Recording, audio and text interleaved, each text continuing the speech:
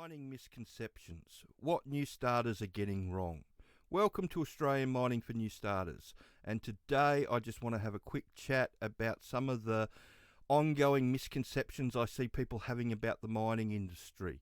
But first I just want to have a shout out to Blake, who did the DIY package about 6 weeks ago and got himself an offsiders job. Well done, Blake. And also, a sponsor has asked me to let everybody know that they will be putting the price up of the training in the new financial year. I don't think it's going to go up by very much. As soon as I know what the prices are, I will let you guys know.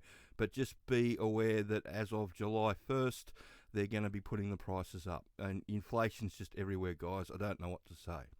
But anyway, back to the topic at hand, the misconceptions people have about mining. So if we go over and we have a look at our mining map, and in this one I've got everything that goes into a battery loaded up. So it's nickel, copper, lithium, silver, gold, zinc, magnesium. There's lots of things that go into making a battery these days.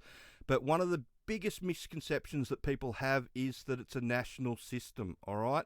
They get stuck into thinking that the R2 resources training package are everywhere, where actually the only industries in mining that are national is coal in Queensland, construction, shutdown work, and oil and gas, which is national. Everything else is all state-based. So all these Hardrock mines that are all lit up in pink at the moment, they have to go by the state legislature that the mine's in.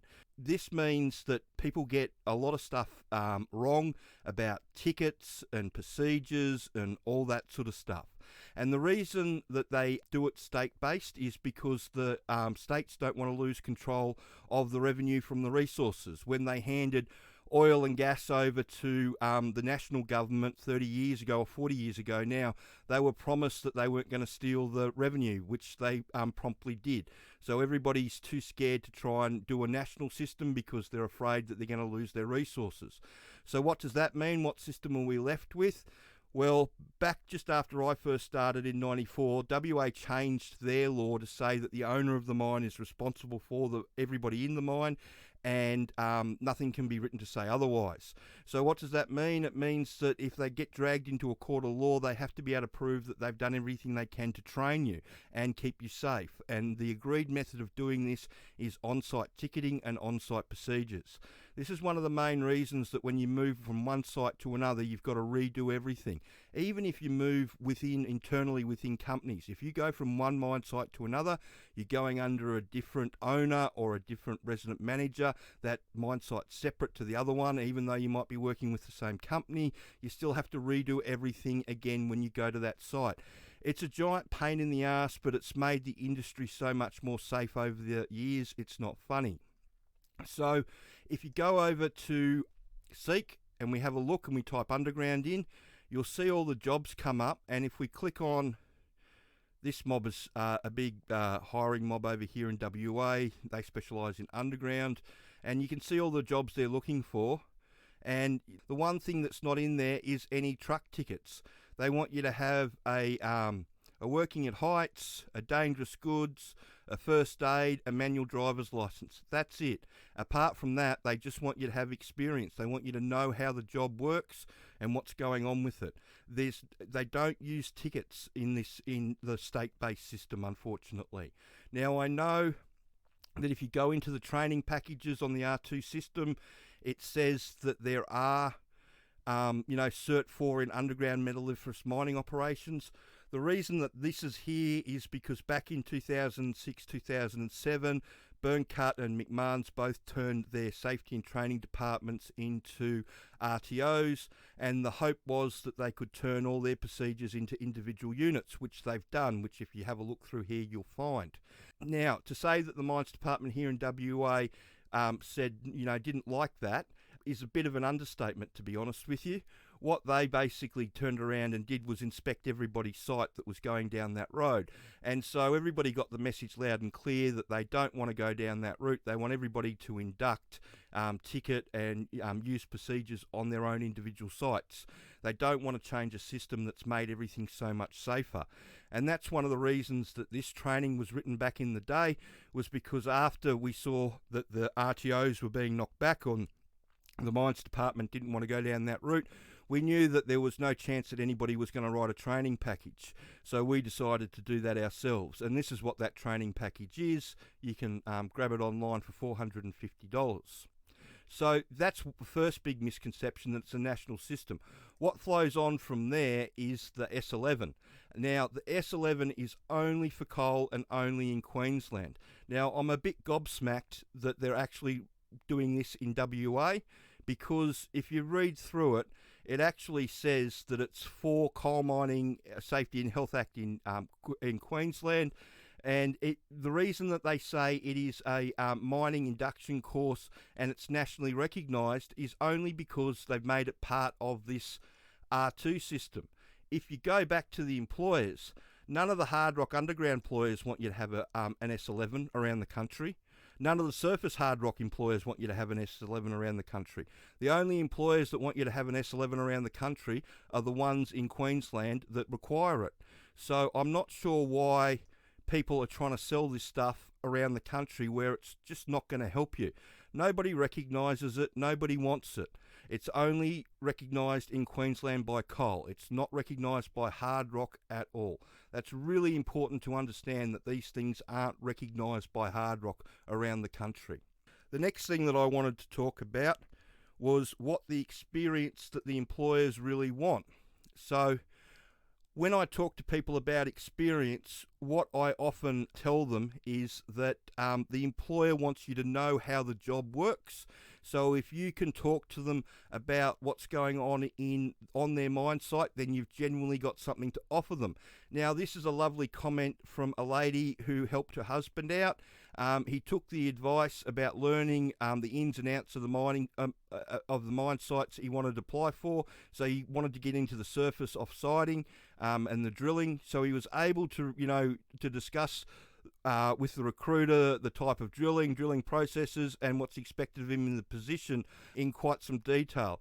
He also took your advice on the culture of the mines and was able to mention the work ethic and dedication requirements to the position. He said the recruiter suddenly changed their demeanour and seemed rather impressed, where he was able to hold a conversation about drilling and mining and the mining culture for a good 10 or so minutes. That's the secret to it, people. If you can show them that you know how their mine works, you've got something to offer them.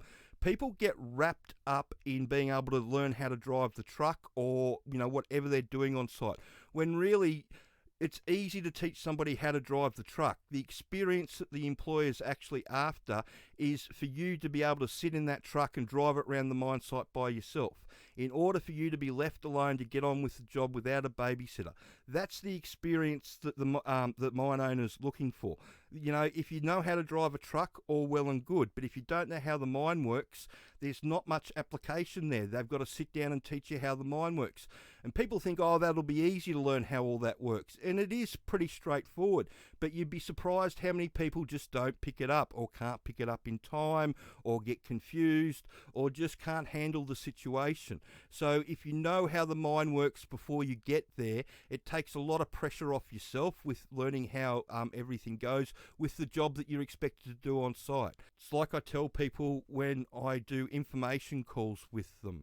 If you can hold a conversation with the employer about how their mine works, then you've genuinely got something to offer them. When you can approach them and you have that fluid conversation, then they know that instead of 6 weeks to 12 weeks to find your feet when people go in green, not knowing anything on day one, they end up with somebody that will find their feet in a couple of weeks instead of months. And that's what's in it for them, and that's what's in it for you, because unfortunately we don't, in Hardrock Underground and where all the jobs are at the moment, it's not a trainee situation. The Hardrock side of things, it's especially the underground side of things, it's entry-level jobs. What's the difference between a traineeship and an entry-level job? And a traineeship, they take 12 months to 2 years to hold your hand. You don't get paid a real lot, but there's not a real lot of pressure. Whereas an entry-level job is trial by fire. They want you up and running as soon as possible. And if it becomes obvious in a short amount of time that you're not going to be able to pick it up quick enough, they're not backwards and coming forwards about tapping you on the shoulder. Now, the problem that a lot of people have these days is all the new jobs, all the jobs that are in this current boom, are all located in areas of the industry that use entry-level jobs and not traineeships. And that's why you see all the same jobs coming up over and over again. If you type underground into Seek, you'll see them all. You can go back through them, and it's the same employers looking for the same people over and over again, because as they come through, they just pour them through, and more than 50% fail. It's a high number, but one of the things that used to frustrate me a lot, and I often tell people when I do their work-ready training prep, that when they start, they might start in a group of 5. After a week, a couple of people might put up their hand and say, "Get me the hell out of here." Then after a couple of more weeks, there might be somebody that gets told to get their hell out of there because they don't understand, because they can't follow instructions. And then, after 2 to 3 months or 4 months, it might just be you there by yourself, or maybe you and somebody else. Now, it never used to cease to amaze me, the people in the first couple of weeks that put their hand up and say, "Get me the hell out of here." They all, you sort of look at them and you go, "Well, what's the problem?" And they go, "Well, this isn't what I thought mining would be." And then you sort of look at them and go, "Well, what did you think mining was going to be?" And to a person almost, they look straight back at you and go, "Well, I don't know, but not this." And, there's not much you can say to that. And again, that was a lot of the inspiration for us writing the training back in the day, was the fact that these people constantly used to put up their hand and say, "Get me the hell out of here. I don't like this. This isn't what I thought mining was going to be." So the more you know about it before you go, the better chance you have of survival. And that's what I'm trying to say in this video at the moment, is that people are looking around for jobs from the last booms. People are spending a fortune on tickets that just the employers can't use. And, they're doing inductions that are for coal mines in Queensland when they're trying to get, Hardrock jobs in New South Wales and South Australia and over here in WA. You really, really need to do your research. It's not one size fits all with mining. Like I said, it's not a national system. The majority of mines in Australia come under the state-based system. I know it can be confusing at times for people, but you really need to do your research into it, because coming at a employer with a bunch of tickets that they can't use isn't going to help you get a job. All it's going to do is see your resume tossed in the bin. I know people think that that's harsh, but that's just the way it works. When the foreman or the project manager that actually hires you or does the hiring, looks at these resumes, you've basically got 6 seconds to show them that you know something about mining or you don't. And as soon as they see a bunch of R2 tickets that they can't use on that resume, you're just showing them you don't know anything about mining. And, I know people aren't going to want to hear this, but it's the truth. And it's why, people are spending months and months and months endlessly sending these resumes out for jobs that they hear no response back to. And, I've talked to a few people over the last couple of weeks that have been in this scenario, and they had a look at the videos that I've made on resumes, made the changes, and, are getting results, which is good. So just be aware that it's not a one-size-fits-all system. There's a couple of different areas of the industry that operate completely differently, and you need to target, if you're going to try and get into those areas like Hardrock, underground and exploration, then you need to target what they want. If you don't, if you're going into coal in Queensland, yeah, sure, they use all that those tickets and all that sort of stuff. But, jobs are pretty thin on the ground as far as all that goes at the moment around the country. In iron ore and coal, there's a few traineeships around, but like I said, they don't pay a lot of money. So if you're looking to try and get into the industry, I reckon the best place to target is exploration, either as a fieldy or a surface offsider, or underground as a nipper, a truck driver, an offsider, or even starting as a member of paste or service crew. So I hope that information helps, and if you have any questions about the mining industry that you'd like to ask, please send them through, and if you could share this video around and like and subscribe the channel. Thanks.